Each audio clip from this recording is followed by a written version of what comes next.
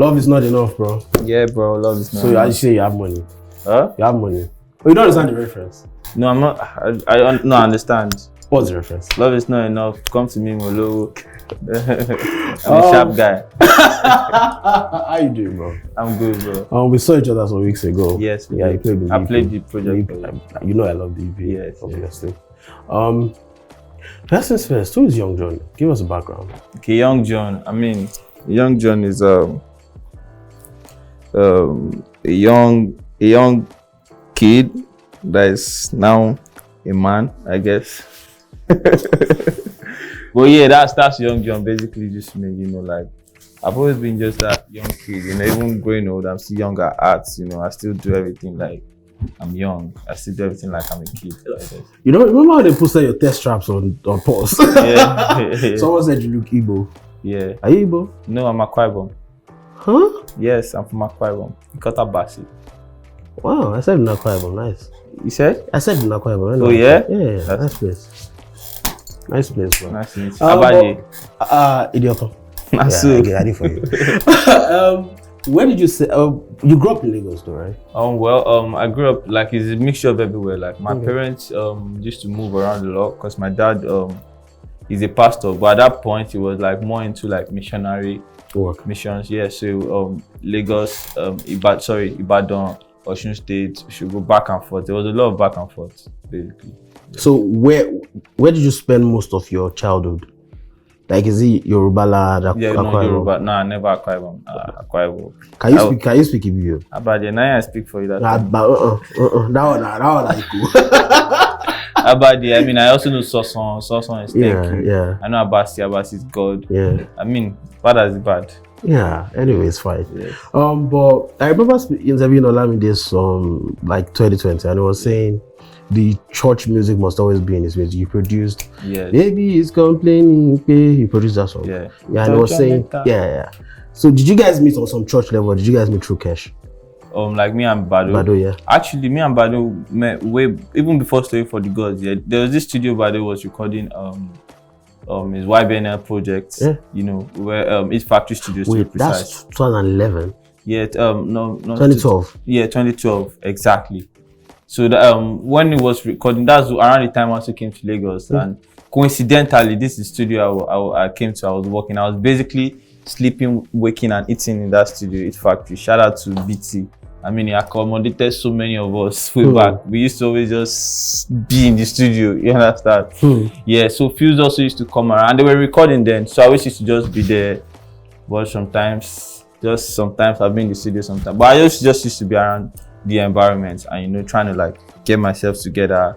I mean, I was producing, but like I was still trying to like get better at it, get working on myself, you know. Yeah. Any opportunity I get, hang out with Pheelz, pick up one or two from him, and then somehow, I mean, me and Bado recorded so many records before Story for the Gods that just weren't up to.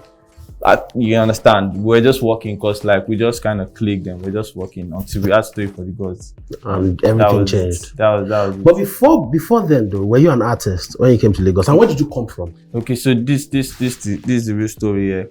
I started producing out of curiosity because I loved music so much, but I had no idea how it was made, or I was back in secondary school. So when I got my hand on all these softwares, I always used to like to rap. Me and my brothers, we rap, we sing, all of that kind of stuff. So that was the major reason why I went to get all these softwares. So now I work. So I'll make beats. Me and my brothers, after I get back from school, my host room, I switch it up, disturb everybody.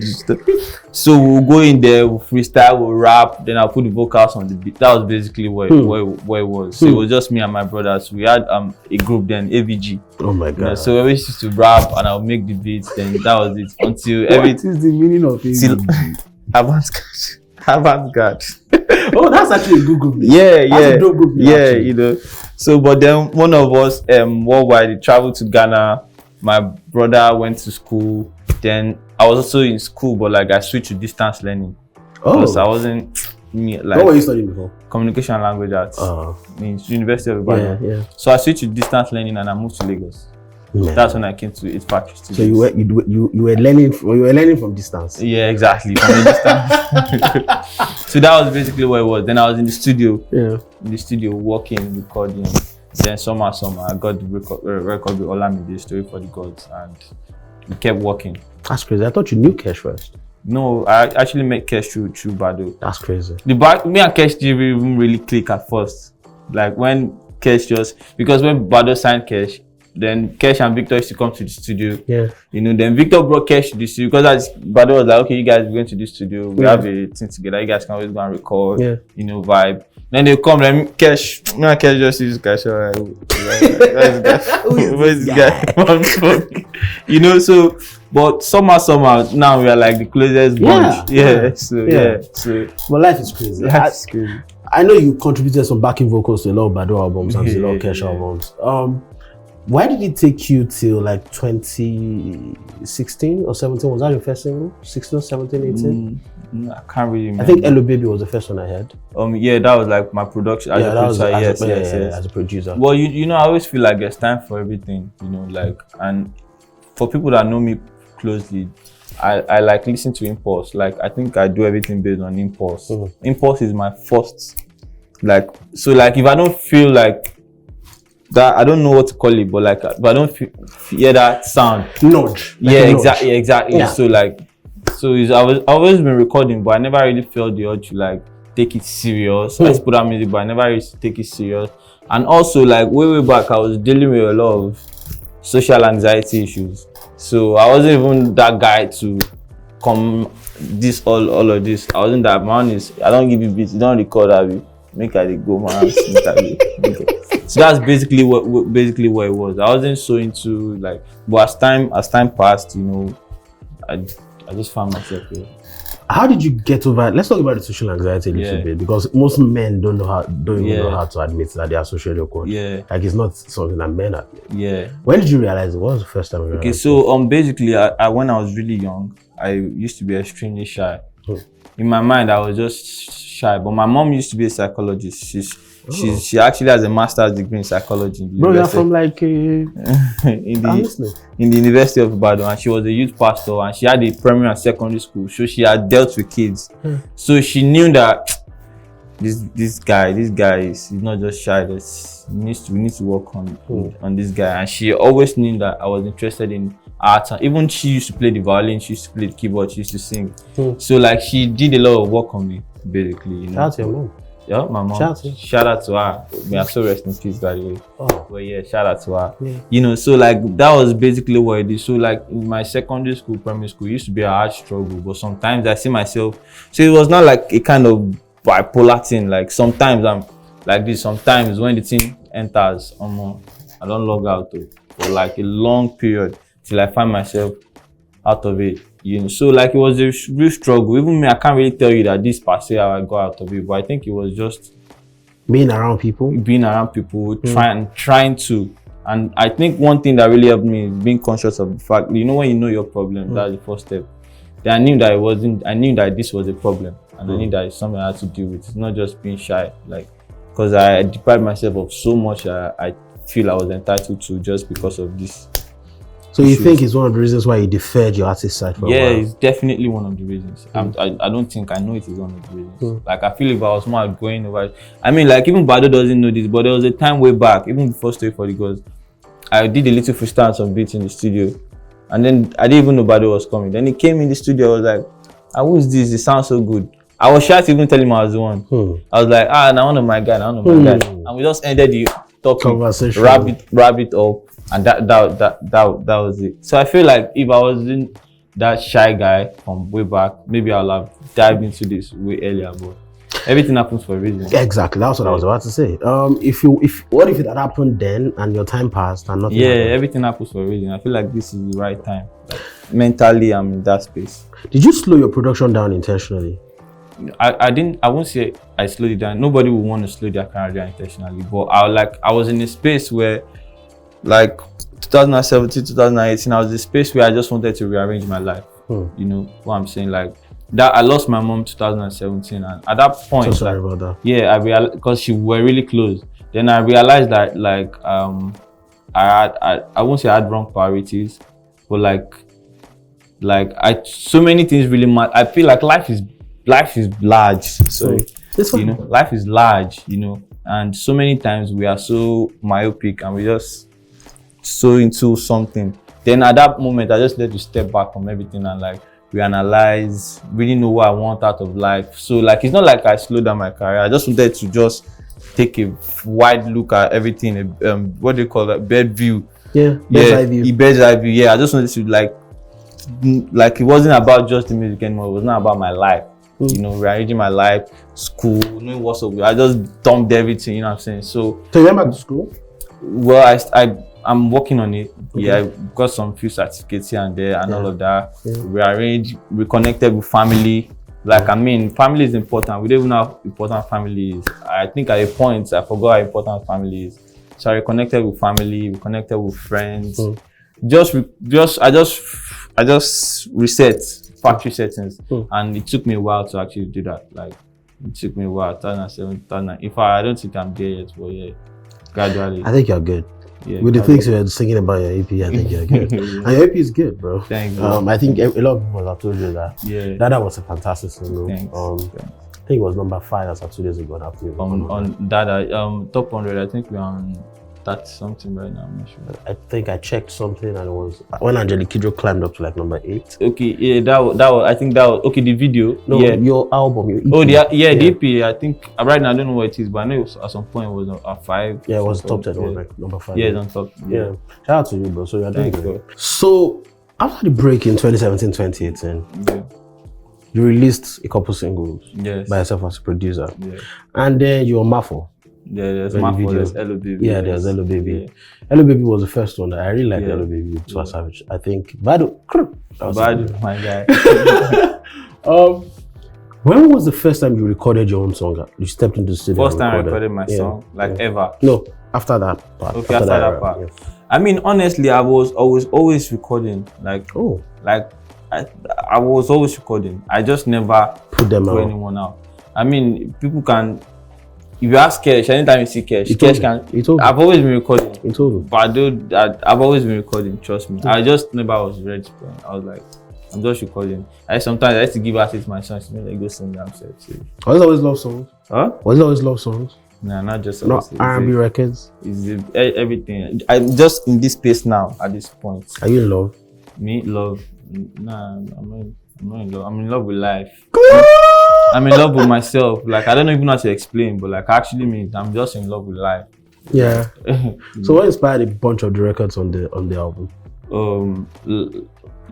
Let's talk about Dada first. Okay, Dada. What inspired Dada?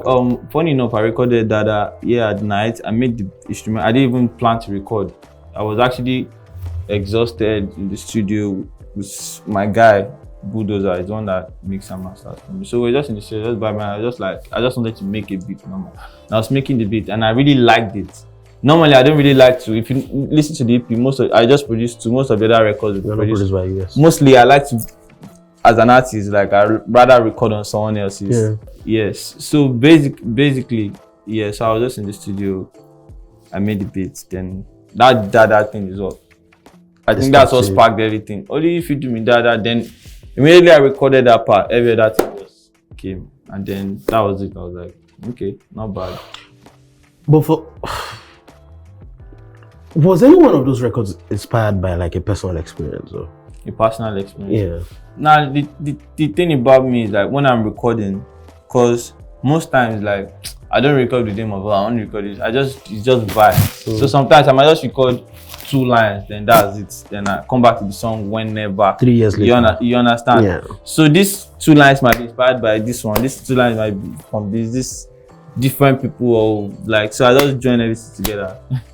Man, you're a good writer though. Yeah, has anybody told you that? Yeah. I mean, you said you wrote all the records. So yes, I did. That's some dope shit. Absolutely. It's not just the fact that I can sing, it's but that I can write. Thank you.